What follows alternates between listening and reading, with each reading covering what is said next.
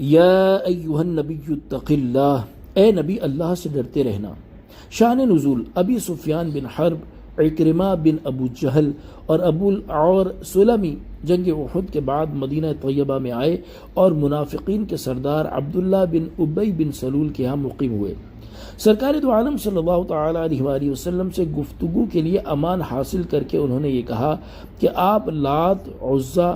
اور منات وغیرہ بتوں کو جنہیں مشرکین اپنا معبود سمجھتے ہیں کچھ نہ فرمائیے، اور یہ فرما دیجئے کہ ان کی شفاعت ان کے پجاریوں کے لیے ہے، اس کے بدلے میں ہم لوگ آپ کو اور آپ کے رب کو کچھ نہ کہیں گے، یعنی آئندہ آپ سے لڑائی وغیرہ نہیں کریں گے۔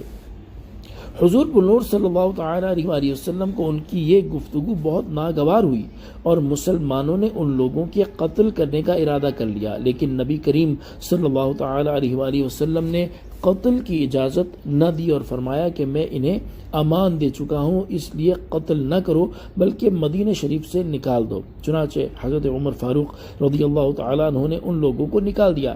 اس پر یہ آیت کریمہ نازل ہوئی اور ارشاد فرمایا، اے پیارے نبی، آپ ہمیشہ کی طرح استقامت کے ساتھ تقوی کی راہ پر گامزن رہیے اور کافروں اور منافقوں کی شریعت کے برخلاف بات نہ ماننے پر قائم رہیے۔ بعض مفسرین فرماتے ہیں کہ اس آیت میں خطاب تو حضور اقدس صلی اللہ تعالی علیہ وآلہ وسلم کے ساتھ ہے اور مقصود آپ کی امت سے فرمانا ہے کہ جب نبی اکرم صلی اللہ تعالی علیہ وسلم نے امان دے دی تو تم اس کے پابند رہو اور عہد توڑنے کا ارادہ نہ کرو اور کفار و منافقین کی خلاف شرع بات نہ مانو۔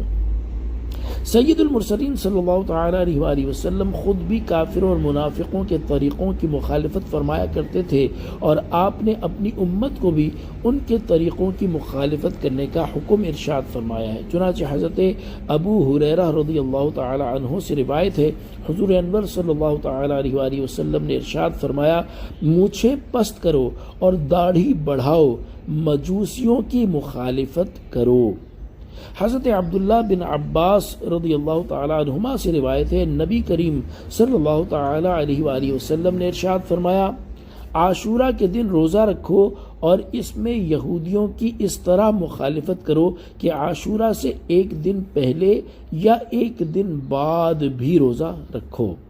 لہذا ہر مسلمان کو چاہیے کہ یہودیوں، عیسائیوں اور دیگر تمام کفار کے طریقوں کی مخالفت کرے اور نبی اکرم صلی اللہ تعالی علیہ وآلہ وسلم، صحابہ کرام علیہم رضوان اور اکابر بزرگان دین کے طریقوں کی پیروی کرے۔